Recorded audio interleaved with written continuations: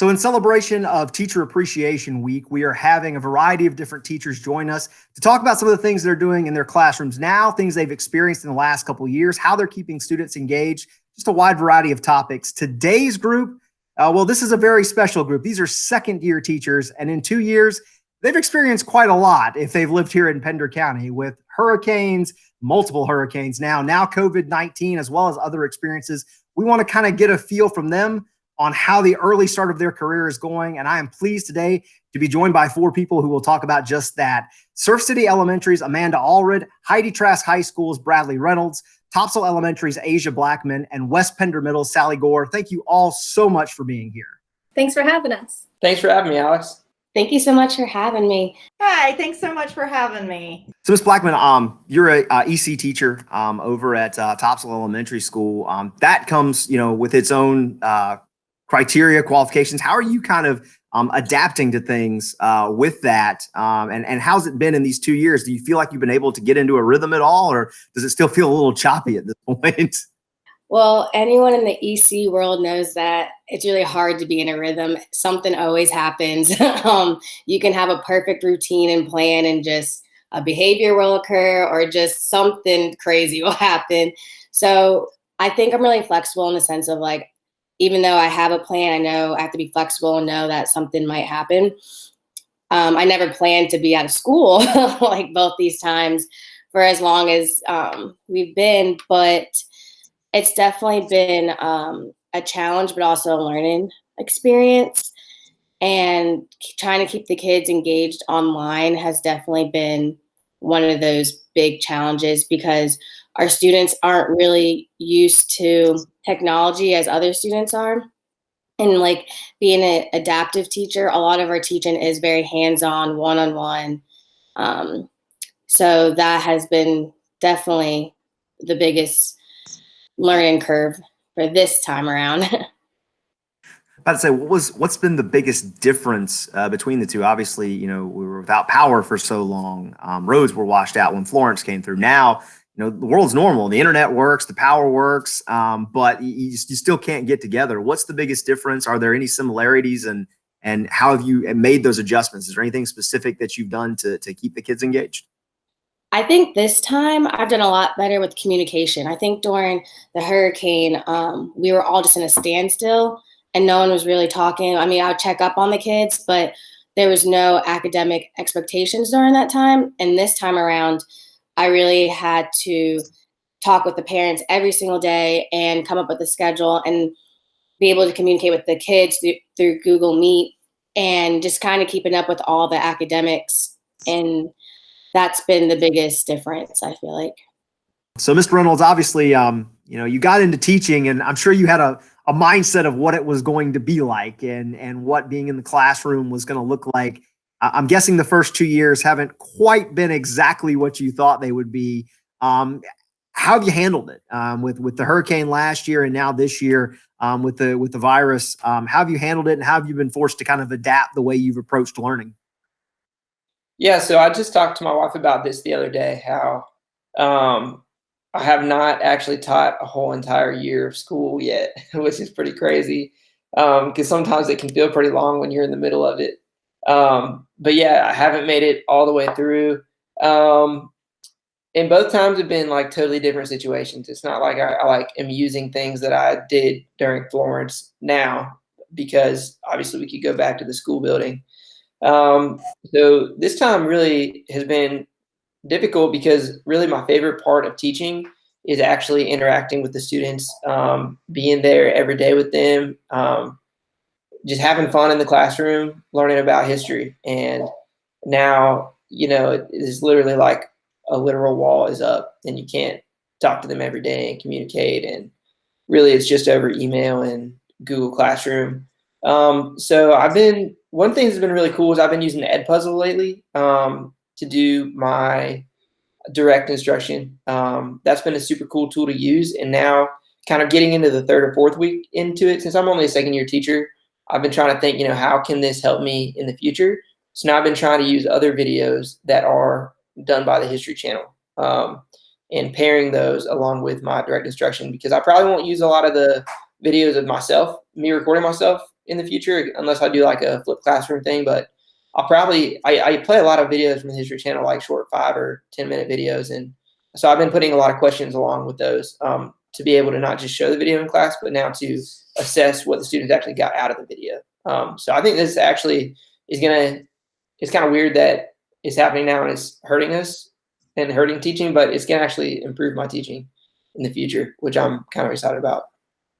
I'd say there's no playbook for this. Nobody, even the teachers that have been involved for 20, 30 years don't have a playbook on how to handle this type of situation. We've never seen anything like this. Are you talking with any other teachers? You talking with some of your mentors back when you were in college? How are you, kind of drawing on other people and as well as finding things for yourself? Yeah. So one thing that's really great is my team's super close at Trask. So we like meet up once a week and just discuss how we are doing this remote learning situation. Haven't as much talked with my cohort from UNCW as much, but definitely like been with my team figuring stuff out. And actually my wife teaches elementary school. And so we've actually been able to kind of bounce ideas off of each other, or like say, hey, can you read this before I send it out to the class? Does it make sense? Are these directions clear enough? Like both of us have to write very, very precise directions on Google Classroom because there's not that, face-to-face explanation. So I just sat down with her today and like we went through one of the assignments that she was posting, and I read the directions step by step to see if it made sense to me before posting it. So that's been really cool. Ms. Gore, you've obviously got a unique perspective of a lot of people that I've talked to. You experienced Florence on a level that a lot of our students experienced it with losing your home and having to recover from that and getting back into school. What's it kind of been like in your first 2 years? You've had to deal with a lot. How do you process it? And how are you processing the COVID portion of things now? Yeah, I really think that the fact that I went through so much of the same situations that the students did, I think being able to really see it from their perspective, I think really helped me the most. I knew that I needed to be there and continue pushing forward and just stay positive so that they could see that it is possible to still go through such a tragedy and yet come out just as strong and positive as we were before it all happened. But I also had a great support system, and that is extremely important. I had fellow teachers that were right there beside me, and they were pushing me along and giving me anything that they possibly could to help out. So just the community that we're in, that made the biggest difference, I think. Are you drawing on any of that experience now? Because, as compared to like a hurricane, you can now see the kids, the power's still on, the internet, still works, and we're still trying to teach. Do you draw on any of that experience? And what's it been like to deal with this together as a group as we go through this COVID-19 situation? Well, we're still having quite a bit of disconnect because out in our area where my students primarily live, they don't have very reliable internet. And those that do have internet, it goes out much easier than like my home. And so it's very difficult still to connect with a lot of the students, but it is good to hear their voice. It is good to see their come through the email or the Google Classroom chat whenever they leave a comment for me. So it is definitely comforting during COVID-19 to still have that interaction with some of the students, whereas during Florence, we didn't have really any of that. So it definitely using all of the experiences to just find better ways to teach and to be available for my students and to make connections. It's been a crazy 2-year run. I mean, you're looking at, with the hurricane now and with COVID-19, you're missing almost a half a year of work, essentially, almost. As a teacher, how have you kind of handled this in the everyday life, Ms. Aldred? How have things kind of gone? How have you adjusted to the way things have had to be the last couple of years? Well, when we were out of school, that happened right away. For Florence, we had 11 days of being a teacher and then 6 weeks to think about being a teacher.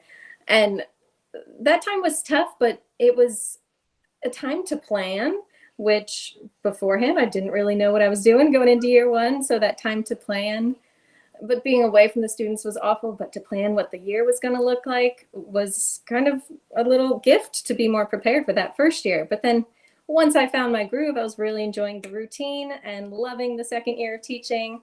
And losing all this time is so sad. And losing that routine and the time being with the kids, it makes having your teaching the way you teach, it just changes it so much. And losing that momentum a little bit, but trying to keep the inspiration and be there for the kids and just enjoy what we can do with them.